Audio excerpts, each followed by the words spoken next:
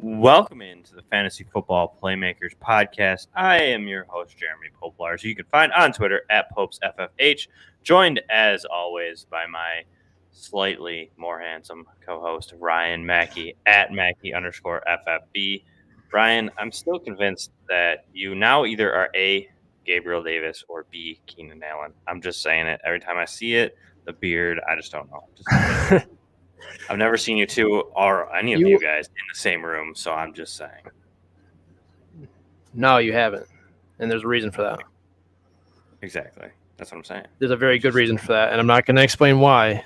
There's a good reason for that. You didn't see me. When we took our little hiatus here, I actually shaved my beard a little bit. Like, it was pretty short.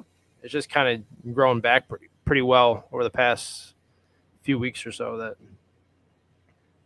it's not as short as it was, but it was pretty short. Like, on camera, I barely look like I had any hair. That's interesting. But you missed out on that opportunity. I did. It's not anything great. My regular natural face is not anything great as it is, but me with less facial hair is even worse because I have a small head. So my beard just helps fill it out a little bit more. I might have to go to like training at the Trooper Academy. And the one guy at my work was like, yeah, usually we suggest to clean up the facial hair. And I'm like, ooh. It's a hard pass for me. You don't want to see that. Trust me. Nobody wants to see that. Anyway. I'm sure your wife does. I'm sure your wife likes it. No. Not even your wife? No, nobody likes it. She'd probably divorce me right there on the spot. But babe, it's for work. It's either your work or your job or me. Yeah, she'd tell me to quit. No, not really. Either way, Ryan, why don't you start us off? We're going to talk about some Dynasty Risers at some point in this show, but why don't we start off talking about some of the head coaching vacancies? There's a decent amount of them after the quote-unquote Black Monday. A lot of guys got released, let go. Ryan, you got the rundown? Hit us with it. Okay, so open positions are as follows as of this moment. We have the Bears, who their head coaching search is being led by Bill Polian, which should be a very familiar name to you. The Raiders, who are currently in the playoffs, the Vikings, the surprising Dolphins, the Broncos, and the Jags, and then finally the Giants, who finally did the right thing and fired their head coach. As of right now, there are plenty of teams that have already verified that they're going to interview certain people. Just starting with the Bears, just some names to note. Brian Flores is going to be interviewed at some point from them. Brian Dable, Byron Leftwich, Todd Bowles, Leslie Frazier, Nathaniel Hackett, which has been a popular name among all of the teams that are looking, Dan Quinn, and Doug Peterson has already been interviewed by a few teams, and the Bears plan on interviewing him as well. So of those guys, Jeremy, with the roster that they currently have, who do you think would be the best fit there? Fit for the Bears? Yeah. I'm going to say I don't know. I'm really torn because I do like Flores as a head coach. I think he does really well on the defensive side. Mm-hmm. But I think we've kind of seen what happened there with Tua. I don't know if that was on Flores' end. I don't know if that's on the OC's end, how exactly they had that coaching room set up. So I don't know if that's really great, seeing as in Justin Fields is there, and I don't necessarily want to see that kind of slow progression that Tua's kind of taken. So, well, the big rumor is that Flores wanted Herbert, and the owner shot it down and said, no, we're taking Tua, and they took Tua. And that's part of the issues, was that Flores never really wanted Tua, but the owner apparently loves Tua, so he chose his quarterback over his coach, and that's why Flores was fired. And he had reported issues with other coaches and some personnel, including Tua. So that he's a defensive-minded coach, but the fact that he wanted the right player is a little bit more interesting to me. Makes it a little bit more interesting of a hire for them.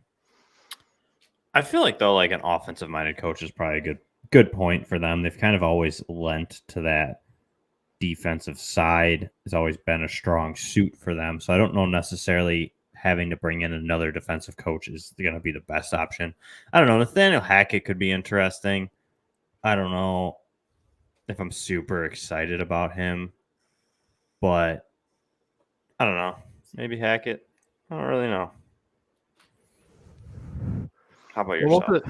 Most of the guys that they've interviewed or that they've requested to interview are mostly defensive guys. The only offensive coordinators they have are Dable, Leftwich, and Nathaniel Hackett. So it seems like they might be leaning towards more of a defensive philosopher. But for me, I think Byron Leftwich would actually do Justin Fields well, given how the offenses ran underneath him. Obviously, they've had Brady the last few years, but just his creative mind and the fact that he played quarterback and played it at a relatively high level might be a very intriguing sell if he's willing to leave Tampa Bay, but I'm not sure he's willing to do that with Brady still there. I feel like I'm holding out hope that he's going to Jacksonville. I mean, we'll get there. Will we? We will. So give me a name. Just throw out a random name. First name that comes to your head that you think would be the best fit. For who? The Bears. Daniel Hackett? Yeah, we'll go with Hackett. Okay. All right. Raiders. Jim Harbaugh is reportedly having them as his preferred franchise if he were to come back to the NFL, but they have no confirmed intentions on an interview yet for anyone. Seeing as how they are in the playoffs, I think that's the right move. Let their coaches focus on what they need to focus on, trying to win a playoff game, and not have anything in their way in terms of focus. I feel like if they were bringing in guys, it would really throw off their interim head coach, who I should know off the top of my head, but I don't. I think it's Rich Bisaccia, isn't it? Yeah. Yep. I feel like that would throw him off quite a bit if they were doing that. So I feel like that's the right move for them to do. I always feel like that's the wrong name. I know it's right, but I always, when I go to say it, I'm like, nah, that's not right. Sounds weird. Yeah. But it is. Vikings are in the same boat. No reported interviews currently. Dolphins are interested in interviewing Brian Dable, the offensive coordinator for the Bills, obviously. Mike McDaniel, the Niners OC. Vance Joseph, the Niners defensive coordinator, and Kellen Moore. All those coaches are obviously in the playoffs at the moment, so they will not be interviewing anytime soon, I wouldn't believe. But they are not targeting Harbaugh. I know their owner is a big booster for, I want to say it's Michigan, so they don't want to take away. He's trying not to just eliminate that issue right away and say that they're not going to go after him and try to steal their head coach from a team that he gives a lot of money to. I would kind of like Kellen Moore there. I think he deserves a shot. I'm curious to see if Kellen Moore leaves. Yeah, that'd be interesting. In general, I think anybody, Dable, Leftwich, Moore, just somebody with a little bit of a more offensive mind. That defense is pretty sound. Getting any defensive coordinator in there is going to be able to make that defense a top 15 unit, probably would be my guess. So for me, I'm going to say I want that offensive coordinator to just kind of an offensive mind, something fresh to get maybe a little bit more explosive with Tua and Waddle, those weapons, if they add a running back or something in the draft. I think that'd be exciting. So someone along those lines. So Brian Dable or Kellen Moore, are those four is what you're leaning towards? Yeah. I mean, Dable's probably great. I don't want him to leave, but he's had some questionable play calling this year again. Yeah. Don't they all, though? That's true. On to the Broncos real quick. Their list is actually kind of longer. They want to interview Gerard Mayo, Pat's linebacking coach. Obviously, was a player for Bill Belichick. I'm not sure if he leaves.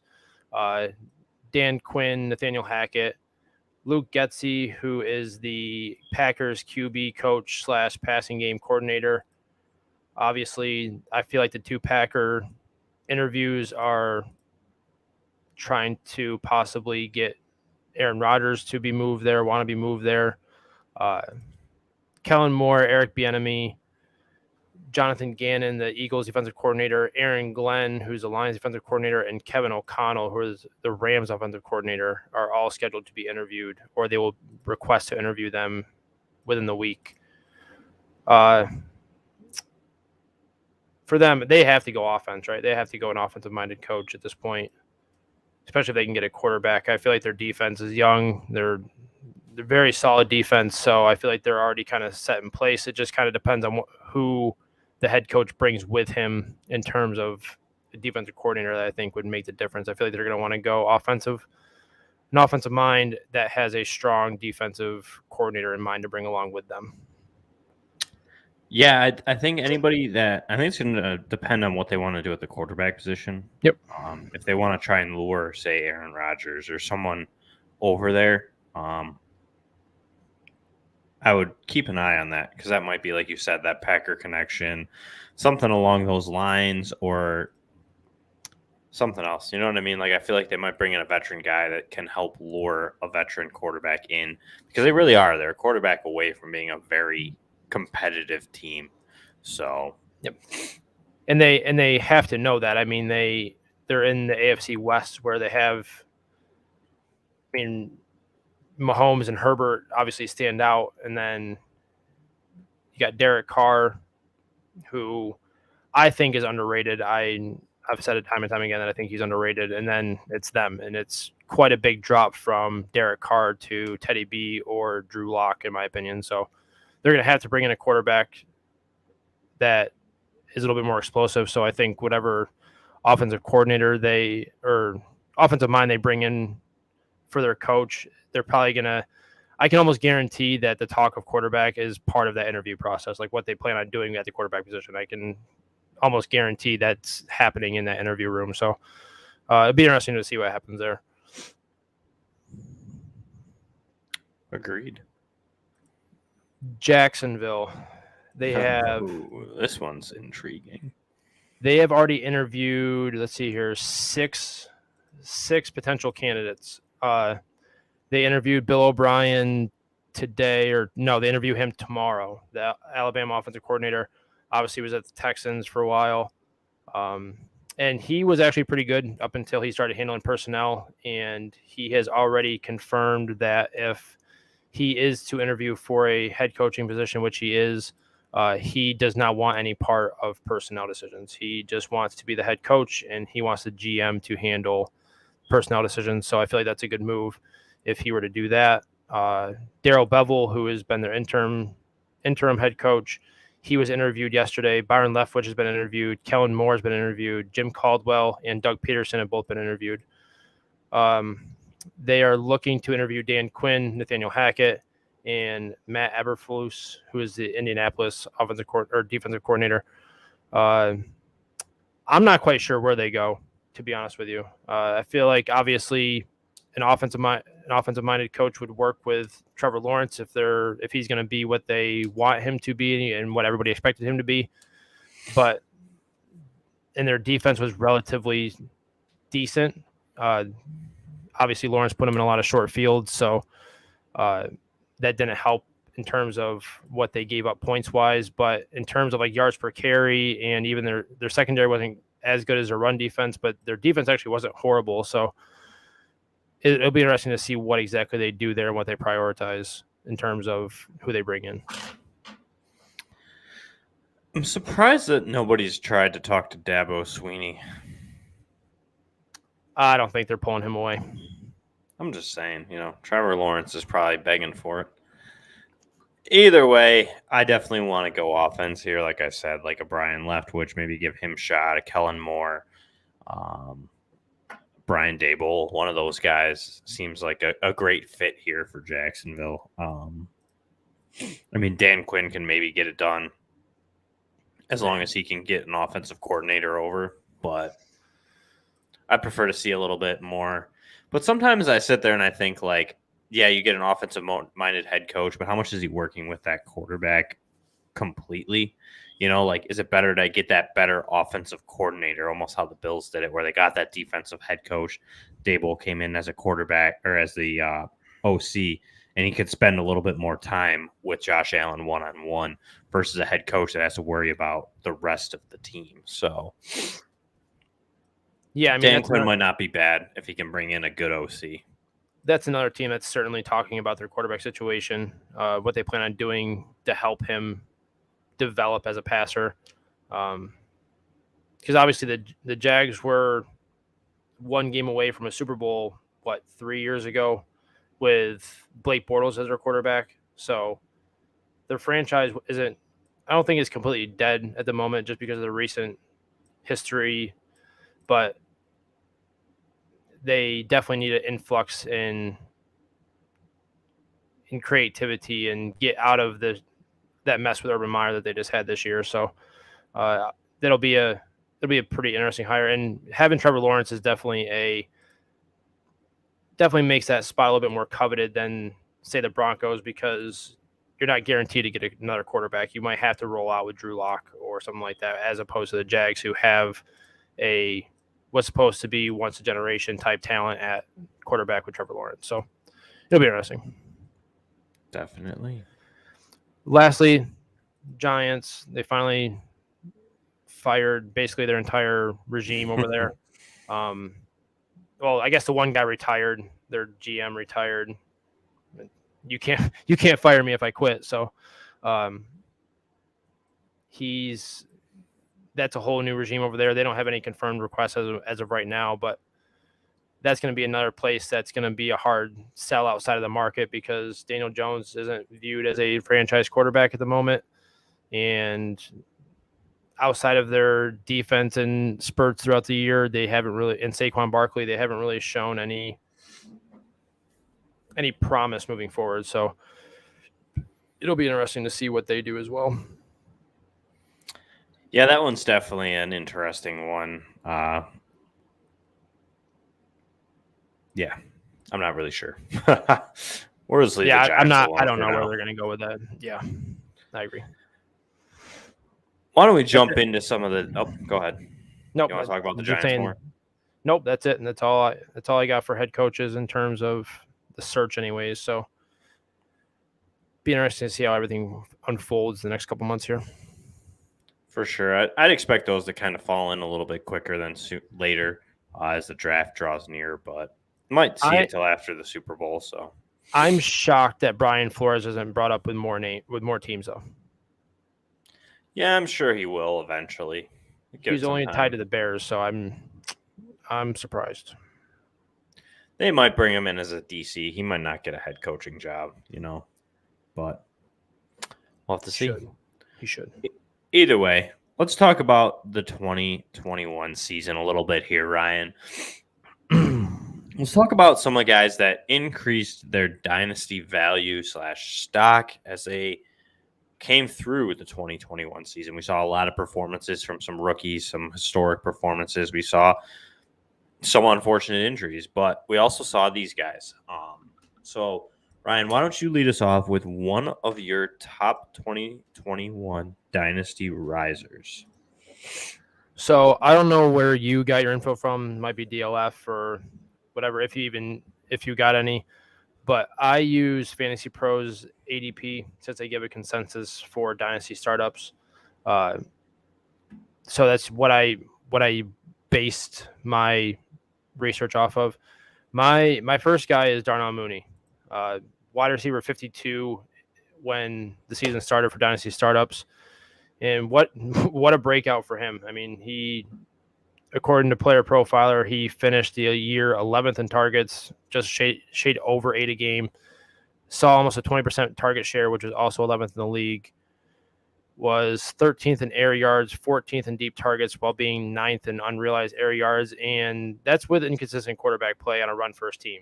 His 75% catchable target rate ranked 56th among wide receivers, and his target accuracy ranked 96th.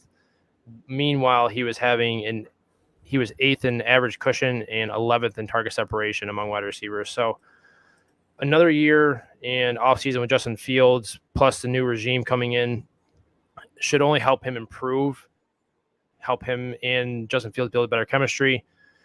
It's probably looking like A-Rob is walking out the door this year. I can't imagine they franchise tag him again after the year that he had.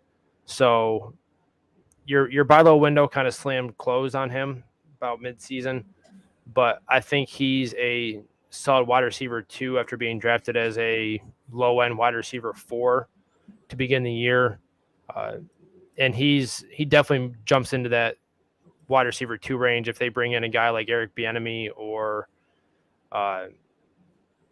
Nathaniel Hackett, or just any of those guys that might give that offense a little bit more of a boost and a little bit influx of creativity to get his big playability involved more. So he was one of my biggest risers for the year was Darnell Mooney, going from wide receiver 52 to, in my opinion, a solid wide receiver 2 moving forward. I like it. I like Darnell Mooney. I am in for trying to acquire Darnell Mooney. I think that last offseason, there was another guy I kind of pushed a little bit here and there. If you would have asked, I definitely would have said Darnell Mooney is a good ad. I think that there's the skill set's there. He's proven it. He proves that he can create separation. And we saw it this year, even without Allen Robinson in there. There was a couple times that he had some pretty big games fantasy-wise and for an NFL standard. So like you said, just getting that chemistry one more year with Justin Fields and possibly a little bit more of a innovative offensive-minded head coach that's not Matt Nagy might just give him a little bit of a bump. But so I didn't really use a program. I went off of just guys that improved, but also had decent kind of semi-breakout years that are guys that I think are just kind of up on the rise. So for me, I'll start out with Tony Pollard. For me, Tony Pollard in 2021 kind of came not out of nowhere. We've seen it from Tony Pollard. He did have 2 400-plus yard seasons the 2 seasons before. But we kind of really saw him kind of explode a little bit more onto the scene here this season. He kind of started stealing some of the groundwork as well as most of the passing work from Ezekiel Elliott this year. Mm-hmm. He ended up finishing with 719 yards on 130 attempts, averaging over 5 yards a carry. And he looked effective. He looked bursty. He looked really, really good. Just physically watching him, you watch back, you look at his highlights. He just looks that much faster than Ezekiel Elliott. And on that, I mean, I know Zeke's probably going to be there forever because they signed him to an absurd contract. But yes, sir. I really think that Tony Pollard holds his own fantasy value. I think he's a guy that you could probably get this offseason that isn't going to be super expensive. You'll probably be able to get him in that, maybe even a rookie draft day, a second-round pick, something like that. And a guy that you're just going to take a flyer. I'd rather grab on to like Tony Pollard here, especially if you're playing in a PPR league. I mean, he had 46 targets last season. He turned that into 39 receptions for over 300 yards, averaged over 8 yards a reception, which is pretty impressive. So the touchdowns really weren't there for him because he kind of stole those from him. Mm-hmm. But we could see that definitely improve in 2022, depending on the status of Zeke, how he looks, how he gets. Maybe Dallas does decide to move on if they have an out. I haven't really dove into Zeke's contract, but for me, I just think Tony Pollard definitely staked his claim to be a riser this season. I think that he kind of just emerged, and he should be a decent like RB3/flex play in 2022, in my opinion. Yeah, I completely agree. I like Tony Pollard a lot. Obviously, in my opinion, I think he looked like the more explosive back this year. If you watch their games, he just looked better to me. Not even really necessarily better. He just looked more explosive and more big playability wise. He just looked like a guy that can get you bigger plays than Zeke can at this point in his career. Obviously, Zeke saw his yards per game drop yet again for, I think, the 5th straight year. So yards per carry dropped down as well for him. So he's not what he was The offensive line also isn't what it was at one point either. But I completely agree with Tony Pollard being a riser because I feel like they've seen what he can do. So, and they already gave him a flex-worthy run as it was this year. He's just going to get another year better, another year more familiar. If Kellen Moore leaves, it's going to be a whole new system for them to learn. It'll be a little bit interesting to see how a new OC would handle that running back situation, but he's definitely flex-worthy moving forward at the very least. Like you said, he's RB3 flex-worthy week in and week out as long as he's active for the most part, just because of that offense that he runs and the usage that he was getting. So if that continues, yeah, he's right there. Love it. And not to mention he's a top tier handcuff to Zeke if Zeke were to miss time. So I mean that in itself is worthy of a second round rookie pick for me. Yeah, and I mean it might cost you a little bit more. I mean, if you're really desperate for running backs and it's a late first round in like one QB, I'd send it probably. If I'm like a championship team, this year's draft, wait till draft day and just kind of try and capitalize on the draft day hype and try and get a guy that's proven to be a fantasy viable guy instead of these guys that we're going to be taking just kind of some chances on here. Yeah, and that's kind of like a sneaky dynasty move too, is you hear some names starting to create some buzz, maybe hype some guys up, and like we saw Trey Sermon sneak into the first round this year. There are some other guys that snuck into the first round that necessarily weren't being mocked into the first round for most leagues, but there's always that opportunity to do those things where you can talk people into thinking that somebody might be better than what they actually are, might be a better fit than what they actually are, especially if they go to a high-powered offense. When rookies go to high-powered offenses, usually their stock immediately jumps up. So if you can, especially in this year's class, I feel like if you don't get one of the top 3 backs, I feel like you're just kind of hoping. And even at the top 3, it's not nearly as clear cut as it has been in years past. So that's definitely something that I'd be looking to do around draft time, especially after the draft, after the NFL on rookie fever hits. Are you condoning people to lie on our show? No, I didn't say lie. I said if you see a name creating buzz, just hype them up a little bit more. You know, if people are playing Dynasty, they're looking at podcasts. You're listening to podcasts and looking at articles and doing all that stuff. Or maybe they're not, and you're playing with people that don't know what they're doing, and you're just like, hey, this guy's supposed to be really good, but I kind of want Tony Pollard, so why don't you give me this pick to take that guy, and I'll take Tony Pollard off your hands and go from there. Interesting. I don't know if I condone lying.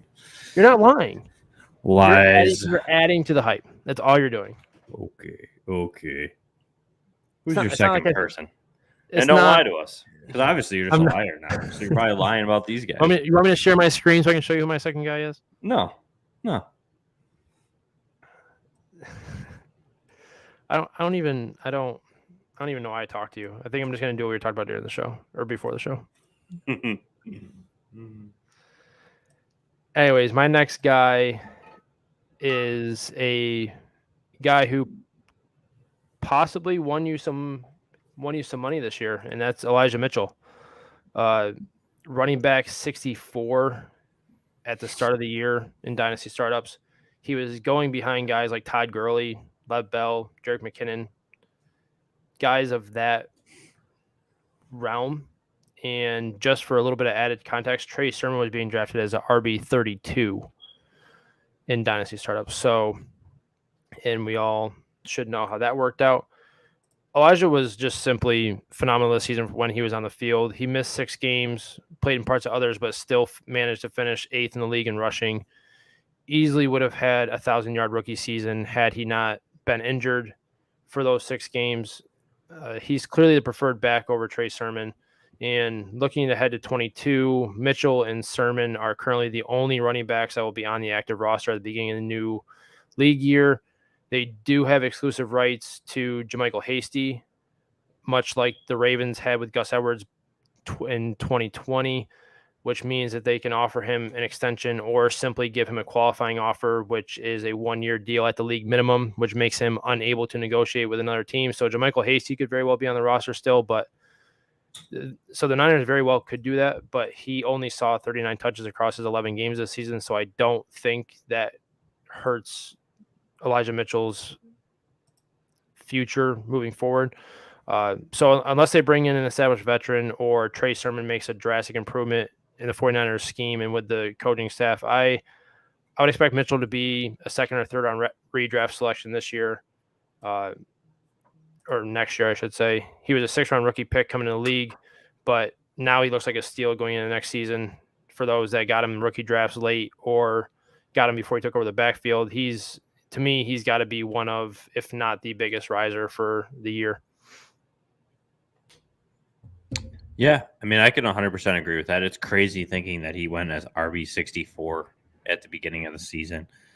But it was crazy. There was a lot of talk on Twitter about it. There was probably some podcasts even talking about it too, of just taking the cheaper guy in this scenario here in San Francisco, because we talked about it. It's kind of just always been that way, that like it's a committee. Sometimes some of these guys just emerge and they take over that backfield. We saw Jeff Wilson do it. We've seen guys just take this over. Elijah Mitchell again this year. So for me, it's crazy to see that, but I 100% agree with you. It could arguably be, like you said, one of the best risers of this season, especially at the running back position. So yeah, I like that. I do have concerns going into 2022. Probably the same concerns I would have had in 21. You know, the draft capital is not great. The history of the Shanahan offense is where running backs do just kind of take over. So, like, are we still going to see that from him? How's it going to go? There's a good chance he does continue to hold that role. He fits that offense well. He runs it well. So most likely he'll be there. But there's just a little bit in the back of my head sitting there thinking, oh, crap, like, are they going to take another running back, you know, or do something separate? The only reason why I'm not worried as much, and I understand your concerns, I definitely do.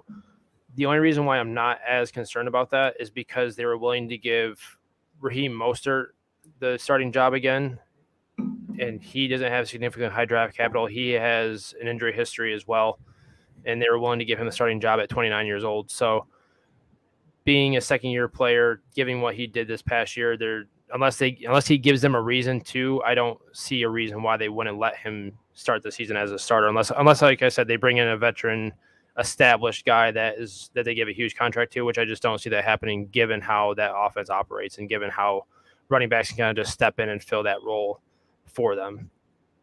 Yeah, I don't see that either. I agree. I think that there's a good chance that he does get that role, for sure. For me, a guy that I really liked, kind of coming into the season a little bit, there was always a chance for concern, but a guy that definitely rose up boards this year and will probably be rising up the 22 draft boards if you're playing in a redraft league. If you're playing in Dynasty, he's a guy that you might want to try and start to inquire about, maybe give it a little bit. He's had a couple cold games, so you might be able to slide in there now, but Michael Pittman Jr. is a guy who really kind of is a huge riser for me. Last season, we saw him take 61 targets for 40 receptions and 503 yards, averaging 12.6 with 1 touchdown. He had a pretty lackluster, to an extent of an average rookie wide receiver season. However, he was definitely overshadowed by the likes of Justin Jefferson and others. This season, though, he kind of came back and he just kind of started to light it up a little bit with Carson Wentz. Early on in the season, there was a big push with him. He was making some big plays, scoring touchdowns here and there. And we saw him take 129 targets for 88 receptions, over 1,000 yards, averaging 12.3. So his average kind of stayed the same. He didn't really improve there. He just kind of saw that target volume increase. And he ended with 6 touchdowns. This was I think he was wide receiver 17 in standard leagues, if I remember correctly. Or no, PPR, he was wide receiver 17. So, I mean, for a guy that finished last year as, I think, a wide receiver 30 or so, coming up to wide receiver 17 was a good huge rise, as well as I just think that for 2022, whether the ceiling's even any higher or it's just the same. I mean, if I can go out and I can get Michael Pittman to be my wide receiver 2, I really like that because I think that he does have that high-end wide receiver 2 upside if he can finish, if Carson Wentz is there and they maybe don't. I mean, they're probably going to lean a lot on Jonathan Taylor, but you might see a little bit more in the touchdown uptake if maybe, say, T.Y. Hilton is a comeback, or depending on what they do with that wide receiver position, the tight end positions up in arms there. And who knows? I mean, they missed the playoffs this year. There might be a little bit of a change of philosophy again there. But either way, off that play action, the deep shots and just the plays to Michael Pittman are always tend to be there just because they have to account so much for Jonathan Taylor and how good he is in that offensive line. So for me, Michael Pittman's a huge riser. Like I said, last year he was wide receiver 79. This year he finishes as 17. So, and 21 in standard league. So for me, I'm all about it. Actually, yeah, definitely a huge riser for me as well. I looked it up while you were talking. He was going as a wide receiver 43 in dynasty startups. He was going after guys like Jarvis Landry, AB, Corey Davis, Laviska Shenault, Tyler Boyd, Robbie Anderson, just a couple guys to name off that he was going behind. He's certainly not going to go behind those guys now. Yeah, he's definitely going to be in that wide receiver 2 discussion. He's one of quite a big handful of wide receivers that have weekly wide receiver 1 upside, though, given that offense. And like you said, the big playability when it comes to the play action, because defenses cannot stack or cannot put too many guys in coverage. They can't. It's not like they can run a base front and only send 4 on any given play with Jonathan Taylor in the lineup. So, yeah, as long as that team can stay healthy, their offensive line can stay healthy, he is going to continue to rise up boards just because of his what he's shown this past year. I don't expect T.Y. Hilton to be back, and even if he is, he's not much of anything at this point in terms of an NFL wide receiver. So I would expect that offense to lean heavily on Pittman and obviously Jonathan Taylor. They didn't use the tight ends all that much, but they do have Kylan Granson, who seems to be a pretty sneaky tight end play moving forward. So we'll see how that turns out. But like you said, it's a good offense, good offensive line. He's going to be the number 2 option in terms of the offense next year. So I agree. He's definitely a riser for what he did this year so far. I love it. I love that you agree. I like when we agree. Makes life a lot easier. Well, it makes it easy when you choose guys like that. What are you trying to say?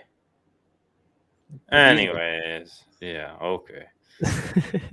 Anyways, Ryan, why don't you let everybody know where they can find you at and what you have coming out as we're nearing the end of the show here? Yeah, you can find me on Twitter at Mackey_FFB. As always, DMs are always open. Please feel free to continue to contact me. Had a couple people reach out in terms of trades and things like that, so please keep doing that. I look forward to those questions. Do have some article drafts written up so far that'll be coming out in various spots: FF League winners, NFT Fantasy Club, yards per, obviously. All that will be coming out here soon, shortly, once things start to settle down around the household. But yeah, Jeremy, as always, fantastic talking with you, and looking forward to next week when we talk about some bad guys, some dynasty fallers. That's always the better show. You know, we get to talk a little smack about some guys that hurt us personally, possibly. Anyways, he is RB 97 for me. Either way, Ryan, it was a pleasure. You can find me, Jeremy, on Twitter at PopesFFH. Same as Ryan. DMs are always open, willing to answer any questions, dynasty related, redraft, anything when that time comes around. I'm going to be dropping a ton of rookie threads throughout now until the draft. Also, a lot of writing over at the Sports Gambling Podcast Network. I'll probably have some dropping at yards per. And other than that, I just want to say have a good week, and we'll talk to you all next week. Jeremy, I gotta say, your rookie threads are fire. I will give you that. All right. If you're listening, go check out Jeremy's Twitter page. Go check out his rookie threads. Packed full of information. Almost always has highlight clips and things like that involved, showing you what he's seeing as well. So it's not like he's just saying something and not knowing what he's talking about. Like, he usually puts clips in there so you can see what he's talking about, seeing why he's saying what he's saying about players. So I strongly suggest you go check it out. It's fantastic. I personally I'm not skilled enough to do that yet, but you are. Jeremy's very, very, very good at what he does. So go check it out. Just I don't know. We have to see. I have to see what the percentage is. We'll have to see, because I missed on Elijah Mitchell by like a freaking bat strike. I feel like a lot of people did, but you gotta do a Alex video. You gotta do your misses video, because Alex's was amazing. If anybody's listening, Alex Johnson, who's the boss over at Yards Per, he did a fantastic basically I'm bad at fantasy football analysis video that just showed all of his misses for the year throughout the year. It was amazing. It was funny. So another thing you should go check out. Yards Per is doing great things, so I would just suggest you just go check them out in general. I second that. And like I said, till next week, everybody take care, stay healthy, and